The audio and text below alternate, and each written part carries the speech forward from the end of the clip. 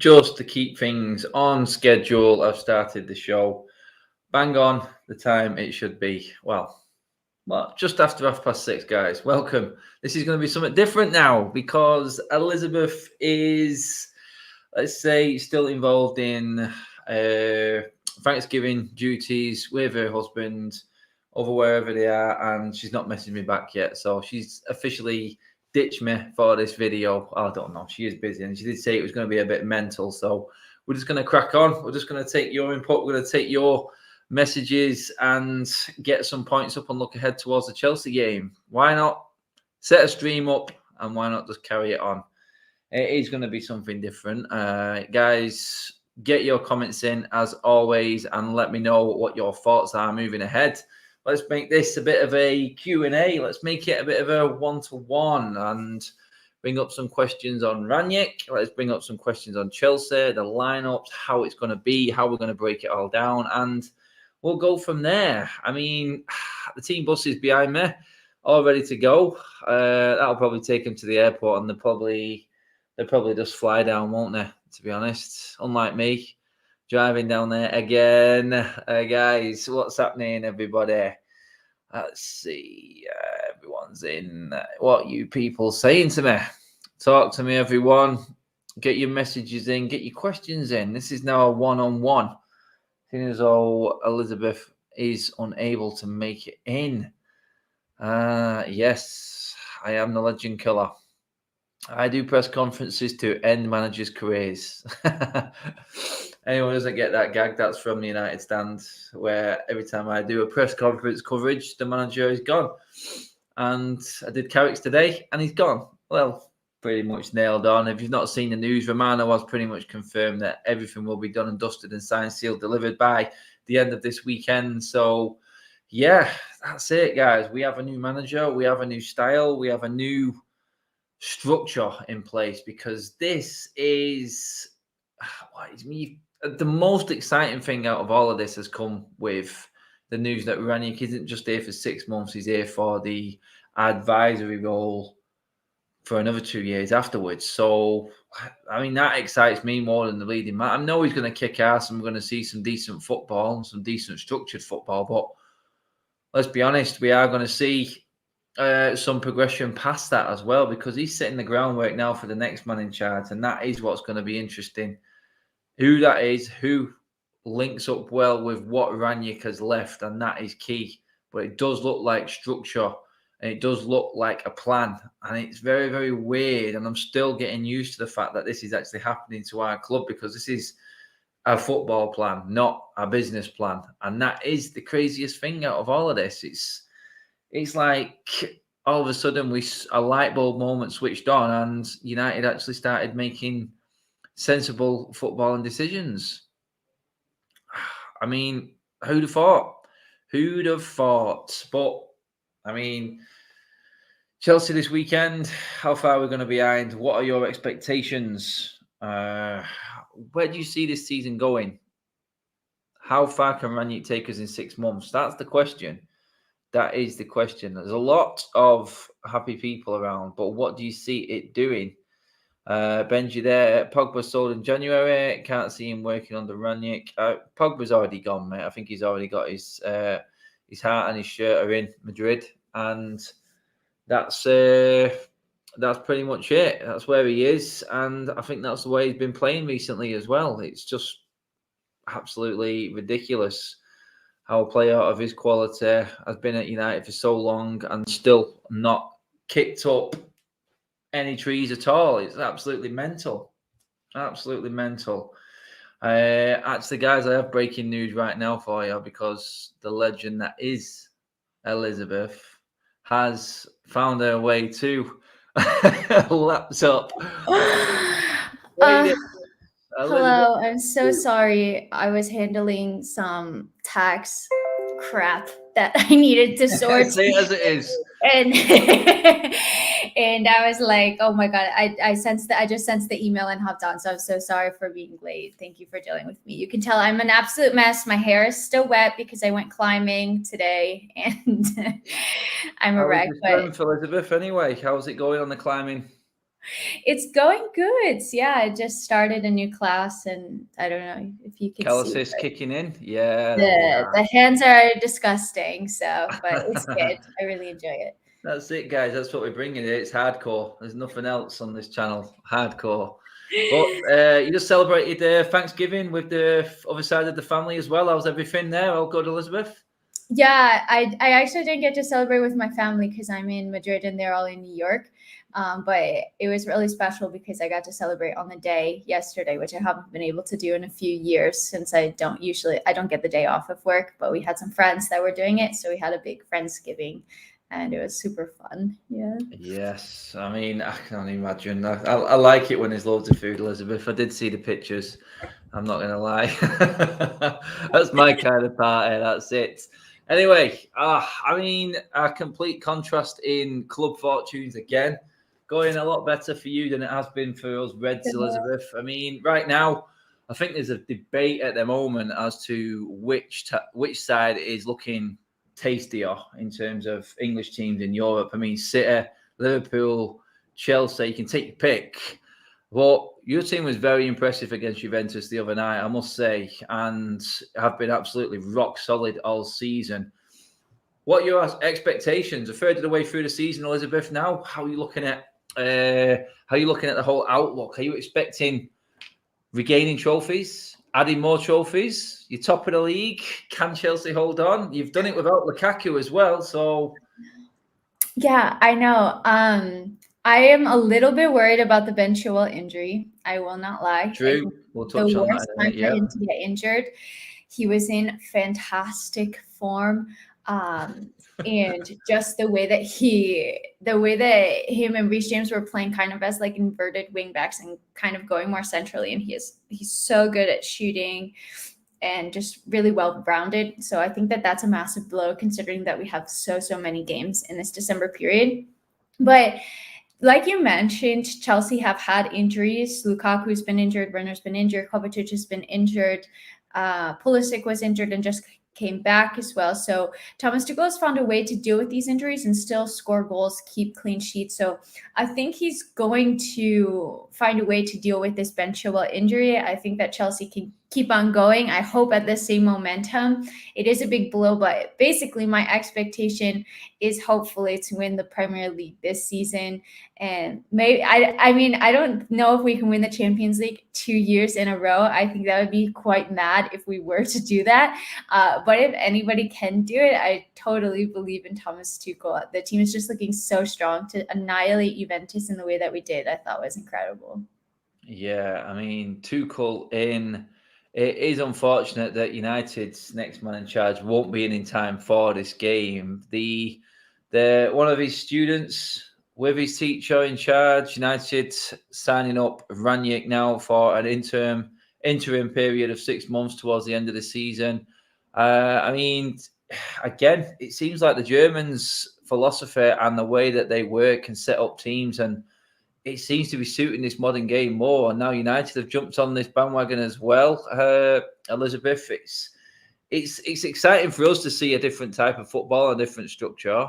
Hopefully for us, it will pay dividends as it has for the likes of Chelsea and Liverpool. I know it isn't long term, but we've seen what Tuchel did in an even shorter period of time at Chelsea, and with the squad that we've got. From an outside looking in, Elizabeth, how can you see it prospering United, or are we in too much of a mess to turn it around in time this season? Would you say? No, I think it was a smart appointment. I was wondering why you guys went for an interim because I was thinking maybe you go for a longer term option, but I do think that Ragnick is a really good interim option. I know that Chelsea were looking at him as well when we sacked Lampard last season, and he actually like mentors the likes of Klopp and Thomas Tuchel. So his ideologies, I can't say that word, Ideology, yeah, yes, have kind of been passed down to them. So I think it's a very interesting appointment. I would say probably don't expect overnight success. Like it will take at least a couple of weeks to kick in. But you made a really good point that, you know, the likes of Thomas Tuchel only needed a couple of weeks and then in a few months we saw Chelsea winning the Champions League. And I think that you have a really, really talented squad, and on paper the players are very, very strong, but for some reason it's just the execution, like it's just not coming off right now. So I do think that that should be something that he can fix. Definitely. I mean, looking at that squad, you are in great form, Elizabeth. Is there anyone in that United team that sort of worries you that it could be just one of them days like you had against Burnley, and then one of our big guns comes up and just steals a goal? Because that's how United fans are looking at it. I'll be honest, we're not expecting to steamroller Chelsea or compete. I think it's a case for us of just, look, the form is that bad, stay in the game as long as possible, and then hopefully one of our big name players will come up and actually sneak us something, a draw or a win. Is anyone in particular standing out for you, or is it just the obvious one? I mean, I think like the obvious one is Ronaldo, and he's been winning you guys games, points, especially in the Champions League. Like there were a couple of games I think against Villarreal that you should have lost or drawn, and he got a win out. And he can just change the game. He just needs a little bit of magic. And maybe somebody who's still a popular shout, but maybe not as popular as Ronaldo that I'll throw out there is David De Gea. I think that he's been really, really impressive for you guys and come in great form and made some very important saves. So those are the two players that worry me. If David De Gea is super, super on form and Chelsea just can't find the back of the net, or if Ronaldo just comes up with some magic at some point in the game. That is, it could be one of them moments that can happen at any point. But like you said, then in the Champions League, he has 6 goals in 5 games. He's literally carrying United through. Absolutely ridiculous form. And you know what? He hasn't been playing fantastic either. He just knows where the back of the net is. And that is pretty much our season, really, Elizabeth. And we're all looking now on the recovery side of things, whereas your train is just gliding smoothly down the track. You mentioned it then, no Chilwell. Is Kante out as well? Did he pick up a knock as well? He did pick up an injury against Juventus. I assume Thomas Tuchel had a presser today. I didn't get a chance to watch it because I was working, so I'm not sure if he's definitely going to be out or if it was precautionary, because I know he's getting older and they're like really taking care of N'Golo Kante. But I would err on the side of caution and say he's probably not going to be able to start this game against United. No, Rangnick. Sorry, Rangnick. I'm thinking all United here. So looking at Conte, no Chilwell. I mean, Lukaku, there are rumours that he's getting close to fitness. I mean, I'm hoping he stays out longer so I win our bet at the start of the season, Elizabeth, that Ronaldo will score more than Lukaku this season. So far, I'm winning. So I've got that one on you at least. Lukaku's been out for like a month. I know. So. I know. But in terms of Lukaku, is he getting closer now to fitness for you guys? Is he a chance of even making the bench this weekend? I've heard. Yeah, he was actually on the bench against Juventus, but Thomas Tuchel said that he's definitely not going to be starting because he doesn't want to throw him into especially a very, very intense game after like being out for 5 weeks or whatever. But I do think he's going to be on the bench, and depending on the way that things are going, maybe if Chelsea are winning, we could see Lukaku make an appearance. Or maybe if we're losing, we could see him make an appearance. I don't know. Yeah, well, I'm thinking we're missing Harry Maguire. A few months ago, we would have thought that was bad news, but the way he's playing, I think a lot of United fans are like, you know what, that might not actually be a bad thing, because usually Eric Bailly turns up and has a decent game against Chelsea. But we will see. I remember it well when he played, I think it was a league game. Well, we've not actually done too bad at Stamford Bridge recently. So, I mean, I'm looking at it going, there's always that chance with United coming off a decent win against Villarreal. Chelsea's form has to end sometime. I don't want you going 15 points ahead of us. I will say that definitely. But, I mean, score predictions for the game and how you see it going. Do you see Chelsea dominating the game, Elizabeth? Or is it going to be a case of a bit of a cagey affair with Chelsea really not in sort of like a swashbuckling throwing players forward thing. They're absolutely solid and just being efficient, I would say, Chelsea. How do you see the map of the game going? Do you see it going that way, a bit of a cagey start, or do you see Chelsea just dominating possession and just taking United apart like a lot of people think they will? I mean, I don't. There's always like a new manager bounce, right? And I feel like with a new manager, the team is likely feeling better because whatever, not that if there's anything toxic going on, but whatever bad feeling that was associated with a previous manager has now left, it's at the door, and you have a new manager coming in. The thing that I feel with United is that your new manager doesn't have the visa paperwork yet in order to be ready for the Chelsea game. So Carrick will be in charge. And so I think that makes me feel a teensy bit better knowing that. But I still think, it's a big game. United are not going to want to get dominated, obviously. And so they're going to be putting up a fight. So I don't think that it's fair to say that Chelsea are going to absolutely dominate and that United don't stand a chance. Like, I do think that Chelsea should be winning this game given our form versus your form. But I don't think that it's going to be a straightforward game. I think it's going to be, a hard-worked win, hopefully. Yeah, I mean, going off last season, it was pretty drab, Elizabeth. The game between United and Chelsea, we didn't have the best of games. I remember we predicted like a massive scoreline, and it was 0-0. Yeah, it wasn't great at all. It really wasn't. It was like, even with Lampard in charge, it was 0-0 that I can remember. And then even with Tuchel, it was 0-0 again. So we've not actually seen a goal in this fixture for a while, Elizabeth. So, I mean, is it going to be any different? It just depends, I think, how United set up. Because if we go into it like we did against Villarreal, then we're going to be looking at banks of four, everyone behind the ball, and just making sure we make no mistakes. Is there a particular player in form for you at the moment that you could see opening that up? Who is your main man right now? Because I've seen it's been quite a team sort of effort so far, and the goals have been well spread. I've noticed that with Chelsea. But is there one player in particular that you think is just purring right now that can be that key that unlocks it? I was actually going to say, well, Chelsea have been playing very much as a team, and a lot of the goals have been coming from the defenders and midfielders. And actually, our attackers have not really been scoring, which is maybe the one weakness that I find in this Chelsea squad. But if I had to pick one player who I think is like very, very much on form right now, it's Reece James. He has 5 goals and 5 assists so far in all comps this season, which is ridiculous. He's been in incredible form. He scores he's been scoring really strong goals, very similar types of half volley goals. And I think that he has the ability to not only score, but to also pick out a beautiful pass, to cross the ball, to have perfect weight on it. And he's also incredibly strong. So defending, I think he's really difficult to get past as well.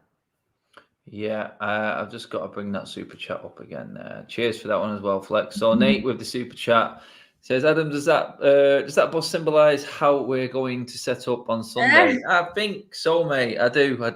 I wish I was getting the bus down there. I didn't have to drive, but I will be there as always.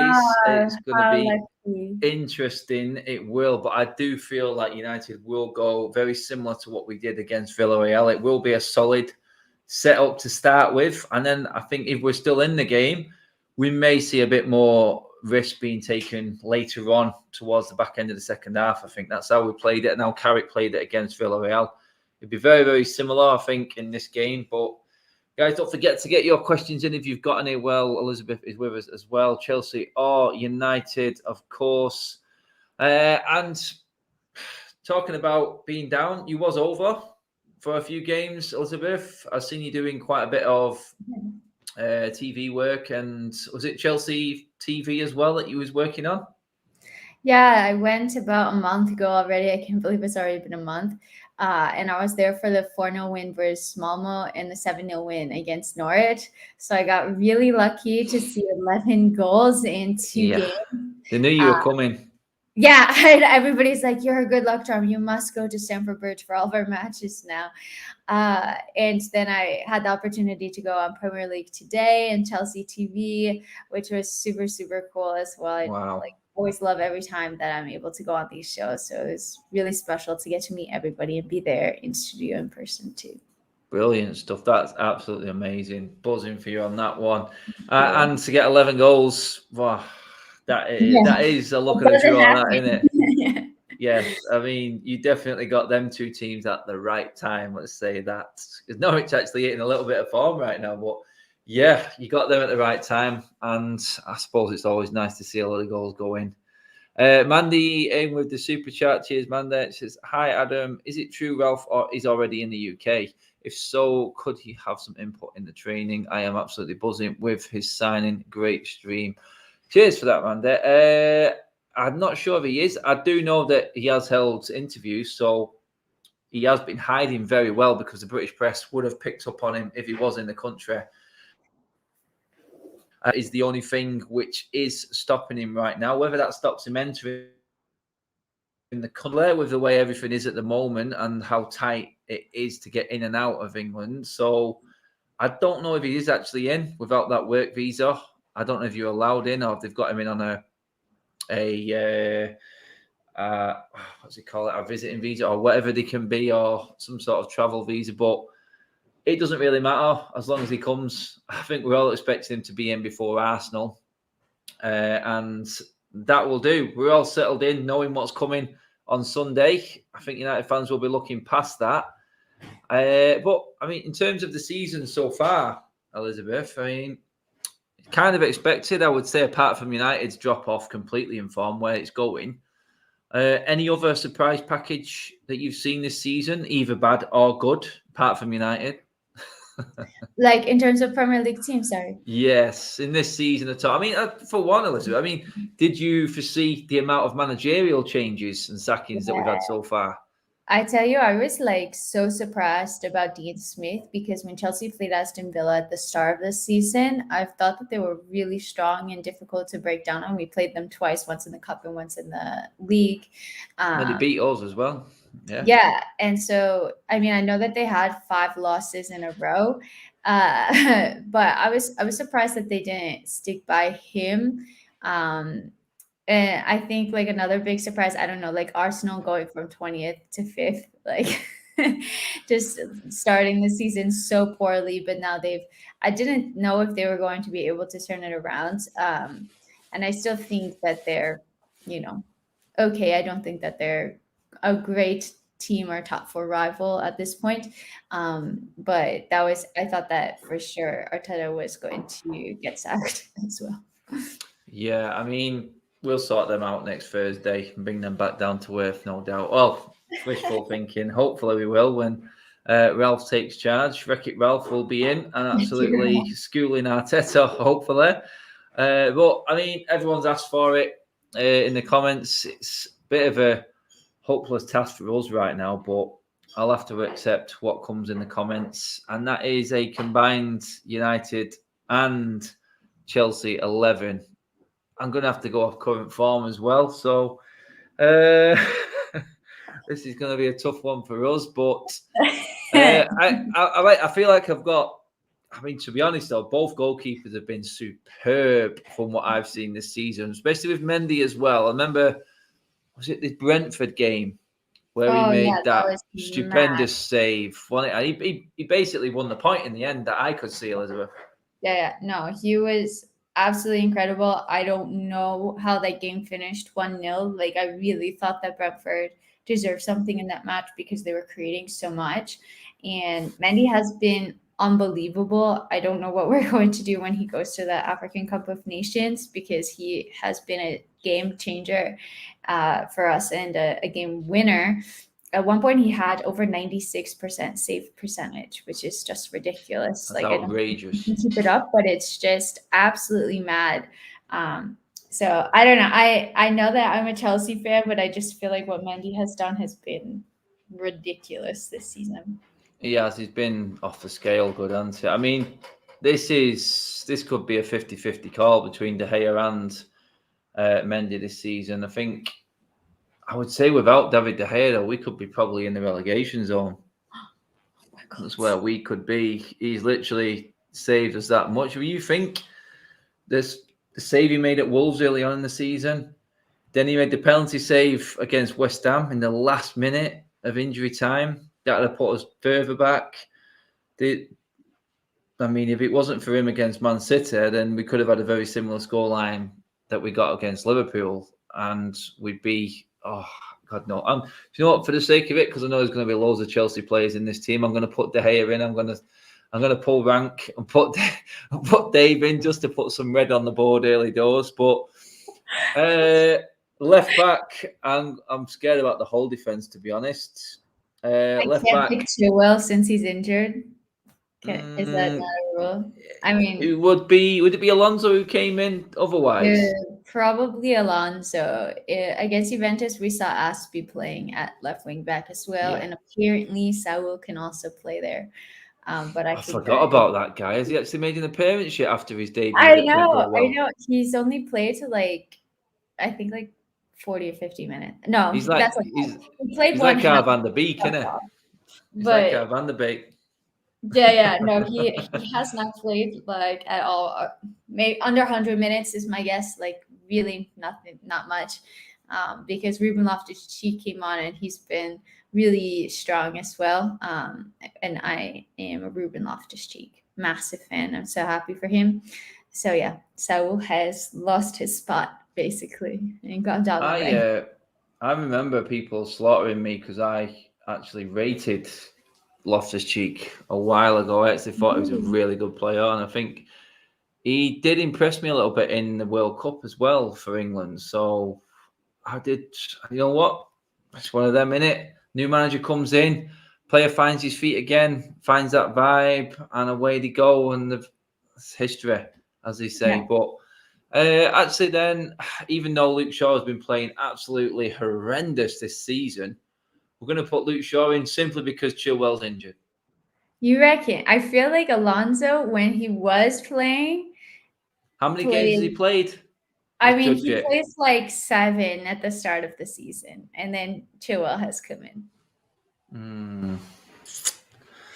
Oh, God, yeah. And you know what? Shaw has been that bad, to the point where he's completely different player. So, yeah, you know what? I'll have to give to that one. You've got 2 left backs in better form than us, and one of them's injured. So that says everything you need to know. Centre backs. God, what's the formation? Is it a back 5 or a back 4? Do you guys play with 2 holding players normally, or 1? Yeah, we play with a pivot, and then we play with the wing. You play double pivot. Yeah. Or 1 in front. Recently, we've been seeing N'Golo Kante actually go more in front, and then I've seen that against Leicester. Yeah, that worked well. Well. All right, well, double pivot, 4 at the back, double pivot in front then. Okay. God, right. Centre backs.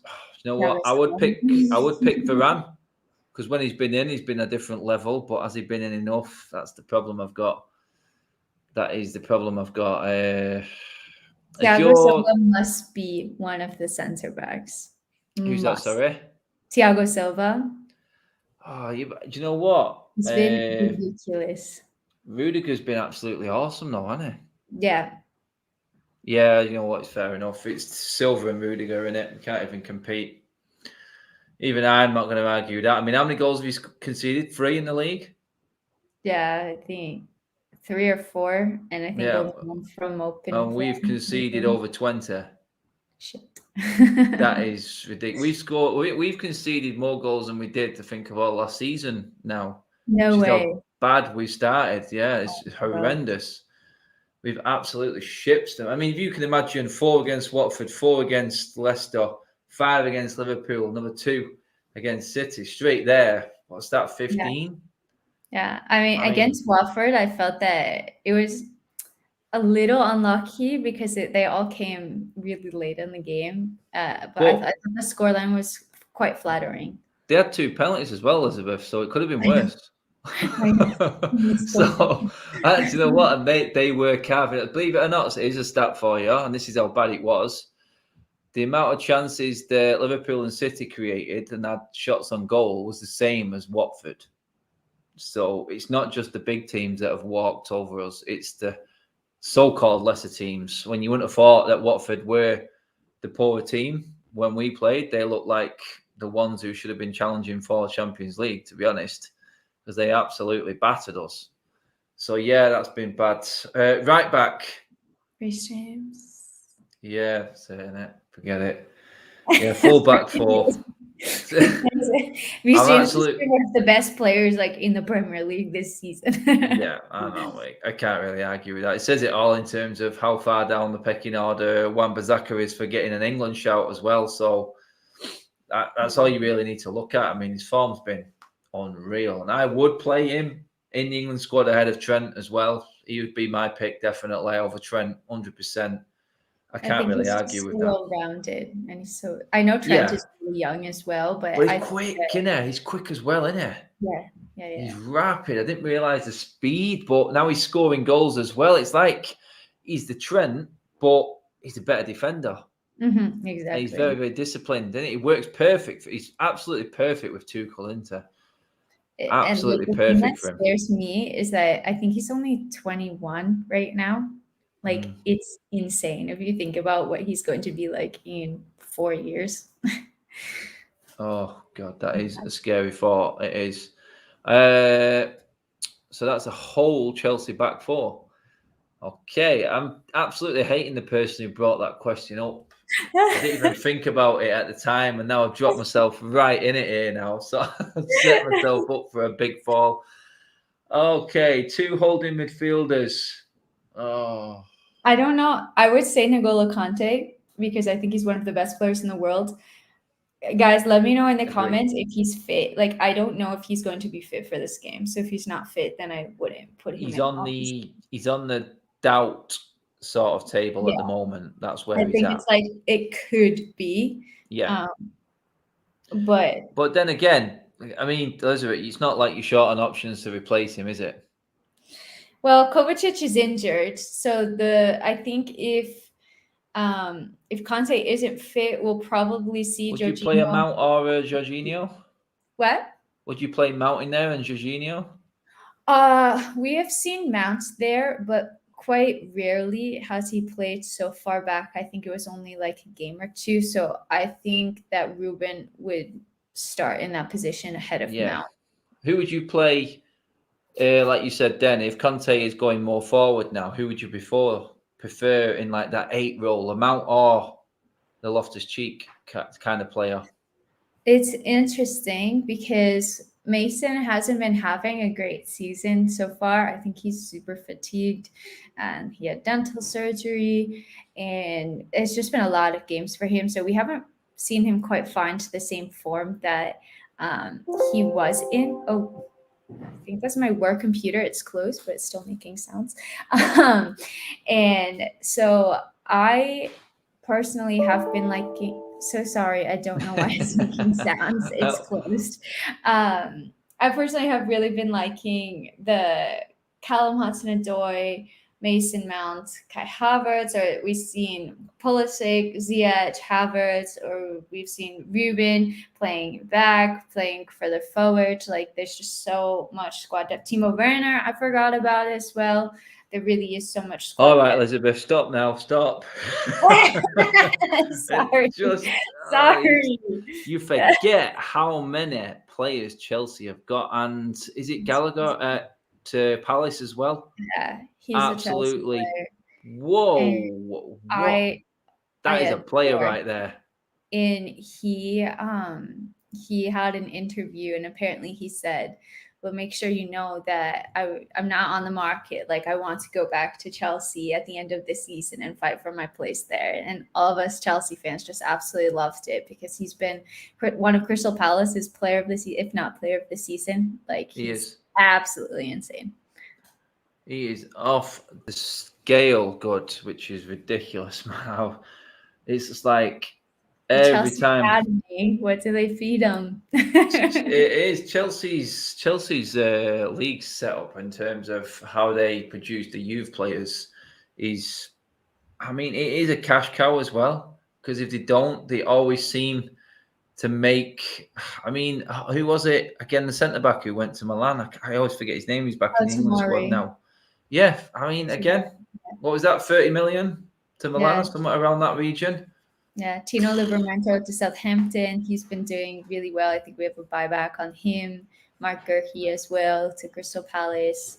I think we had Tino Andrin went to Moscow, and he's kind of like a Ruben Loftus. He's really similar to Ruben Loftus-Cheek. Billy Gilmore at Norwich. He was benched by Daniel Farke.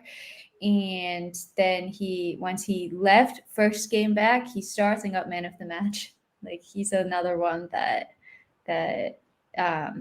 people might forget about because Conor Gallagher has been so impressive, but Billy Gilmore is up there as well.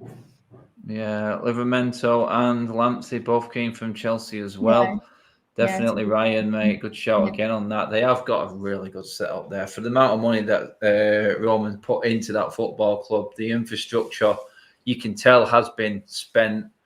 The money has been spent well on that side of things as well. And that's what it is all about. That's where these owners do plow their money in as well. It isn't just on the signings. And Chelsea are just reaping the rewards of that now. It's ridiculous. The amount of talent that comes through that team. I mean, God. So I have to go back to the joint 11, and the two holding midfielders have to be yours because I can't compete with Donaire. He's not played enough. Matic hasn't played enough. And then when it comes to McFred, well, you just picked two Chelsea players, Elizabeth, and we'll have to go with that. That is what it is. Who are your two picks? I'm going to go with Jorginho, and I'm going to go with Conte on the premise that he is still playing. I think that he could potentially be fit, and if not, I think Ruben Loftus-Cheek would come in, and I also really like the likes of Ruben. I think he's been impressive as well. I was asked 2 years ago, I think, which Chelsea player I would take. Was it 2 or 3? Because it was when Eden Hazard was there as well. Okay, yeah, 3 then.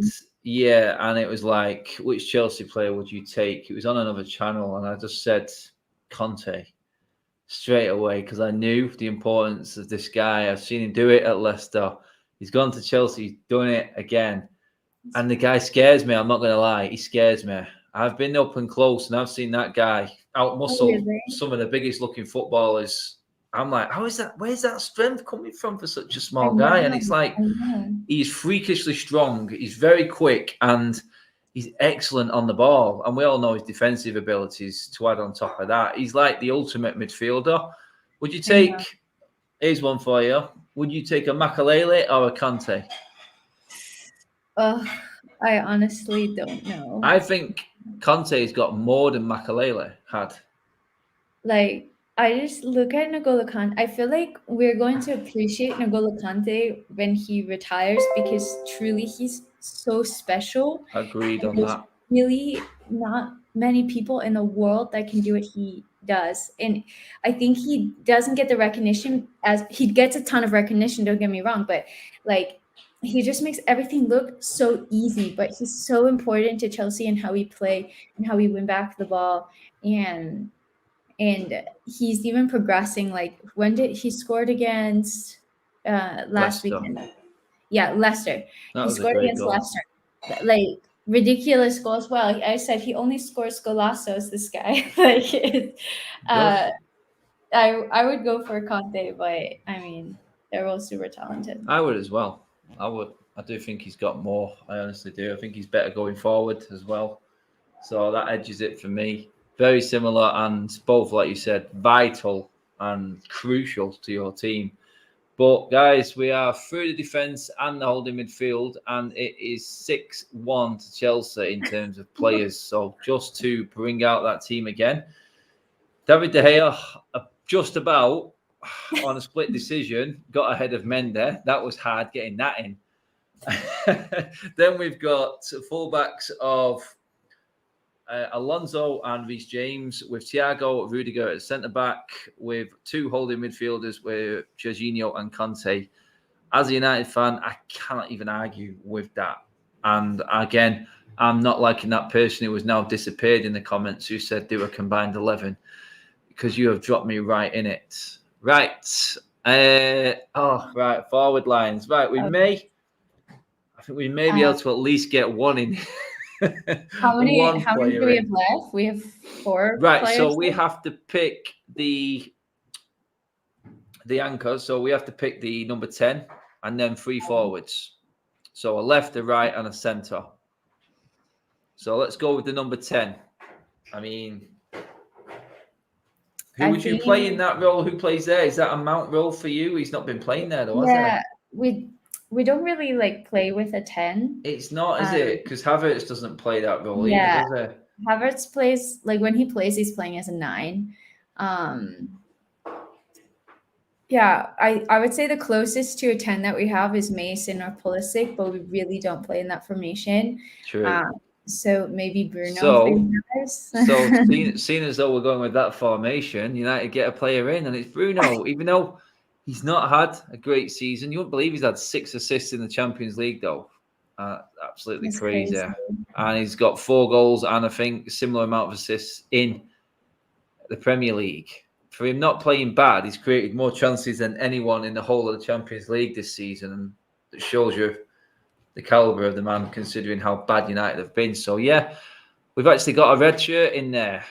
Okay. I'm just going to put this in right now and say Ronaldo is number 9. Yep, that makes total sense. Yeah, and then we've got to decide on the right and the left. Now, this is where you probably come back in, Elizabeth, because ours have been very inconsistent in terms of team selection anyway, and we've not had a definite player who's played there week in, week out. So who would Chelsea have coming from left and right attack? Well, on the left, you can have either Christian Pulisic or Callum Hudson-Odoi. Christian has been injured. Yeah. He's been injured, so he's just started coming in. He scored against Leicester, I believe, as well. I'm really bad for remembering. He did. I know that they've scored, but I don't remember the games. And Callum scored against Juventus. He's started the last 7, I think, games in a row for Chelsea. And he's been really one of the players at the heart of the attack. So I would probably go for Callum. Yeah, I think I can't disagree with that. That's actually quite a scary lineup so far. Yeah. I mean, left-hand side, has anyone nailed down that position in Chelsea? Or has it been changing quite often? It changes quite a bit because the problem that Chelsea have is that we really only have like 3 attacking spots plus the wing backs. So you're going to have Chilwell and Reece probably, and then you have 3 spots for a crap ton of players.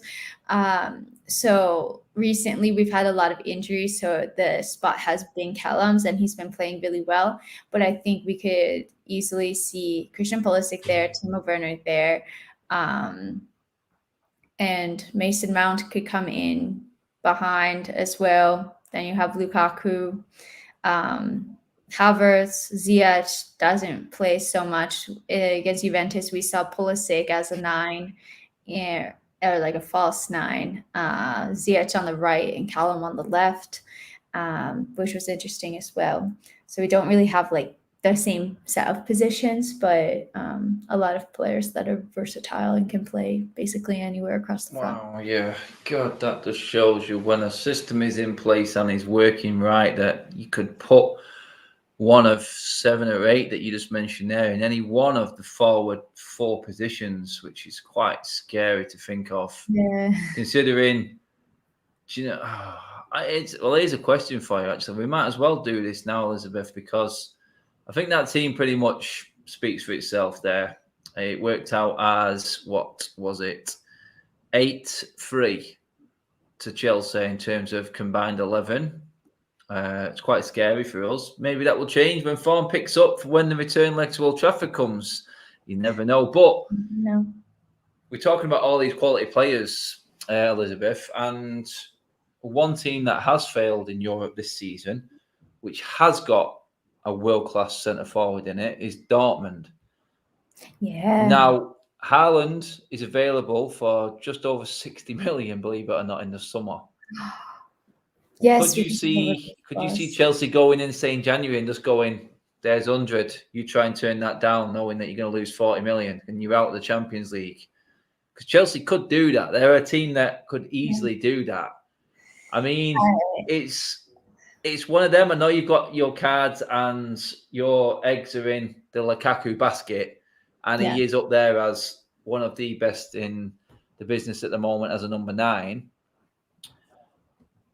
Can you see Chelsea doing any business in January? Would you go for a Haaland, or is your team that good right now?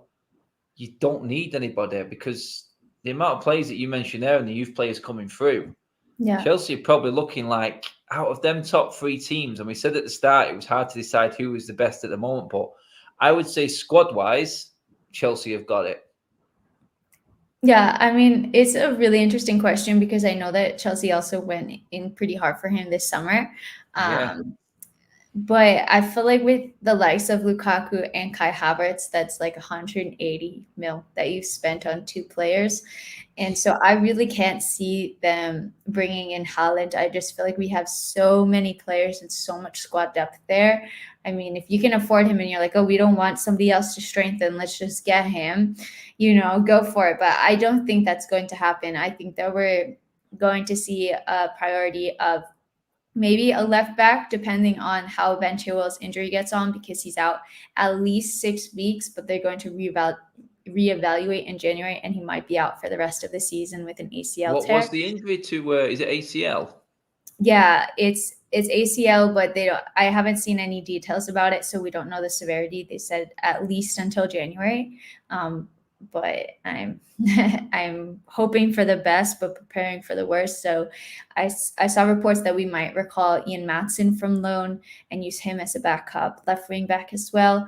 But I think maybe Chelsea looks to get potentially a backup left back, left wing back, and a center back. All of our center backs contracts are expiring, I think, at the end of this season, or like very soon. So Rudiger is free to talk to other clubs in January. Thiago Silva, I think, will send an extension, but he is older. Same with Aspie and Christensen. I think we'll sign an extension, but TBD. God, yeah. You've got some depth, and it's not all at the club, it's elsewhere as well. It's crazy. Absolutely crazy. Even talking about Gallagher before. Oh, man. Anthony, no, I'm not on the United Stand later, mate. I have already done the press conference today. I will be back pretty much all day tomorrow and all day on Sunday, because obviously I'll be covering the game at Stamford Bridge as well. So do tune in there, guys. If you haven't watched my press conference coverage of Michael Carrick, do drop onto the United Stand channel there and watch that one. We did have a bit of a laugh with that one as well. I am the legend killer. Whenever a United manager does his press conference, I cover it, and they are gone the following week. So Ollie's gone, Carrick's gone. I better not take any more, because I actually like Ralph Rangnick. So hopefully I can change tact on that one. But guys, the combined 11's in. Do you agree? Let us know. We are going to wrap up the video there, guys. I can't believe it's flown by that quickly, actually. I was only planning on doing like a 30-minute show. It's gone 50 minutes nearly. And don't forget, guys, hit the like button, hit the subscribe button, bottom right-hand corner there. Tune in to Elizabeth's channel on her socials as well. Is that your Twitter tag on the screen right there, Elizabeth? Yeah, so this is my I can't do it. This is my Twitter, because I couldn't fit my full name. I was one character too long. And then my YouTube is Elizabeth Helenek. I post a lot of Chelsea stuff, but also a lot of just general Premier League, Champions League, fantasy stuff as well. Instagram is Elizabeth_Helenek. And I'm also trying to figure out how the heck to use TikTok. So if you have any ideas, let me know. But I'm Elizabeth Helenek on that as well. Yeah, TikTok. I just, you know what, free socials is enough. It's too much to handle more. I'll take Instagram, Twitter, and YouTube and just deal with them. I honestly, I don't think I've got the energy to do another one unless someone wants to do it for me. That is it. But guys, we are done. Thanks for tuning in as always. Again, a bit of a quick show today in terms of posting the video up on Friday. I usually don't do anything on the Friday, but it is that time when Elizabeth comes on. Chelsea's round the corner, literally. Where will we be come this time next week? We'll be talking after the Arsenal game, of course, guys, and hopefully Rangnick would have taken his first game in charge. A lot happens in a week in football. United fans know that more than any. Watford, humiliated. Ole, gone. Champions League qualification in the bag. Moving on, new interim manager, but now we've got Chelsea who are flying. So could it dampen the end of the week, or could we get a shock, a surprise maybe? We'll see. I hope not. Yes, fingers crossed for United, not for Elizabeth, sadly. But guys, that's it for now. Do tune in over the weekend. I won't be back on Sunday, obviously, for the podcast because I'm in London. I will be traveling back late. So I will be catching up later on in the week with another show just to go over everything that's happened because I've got a feeling it's going to be a busy one. Guys, for now, thanks, Elizabeth, for coming on, as always. Thanks for having me. And I will speak to you all later. See you later, people. Bye-bye.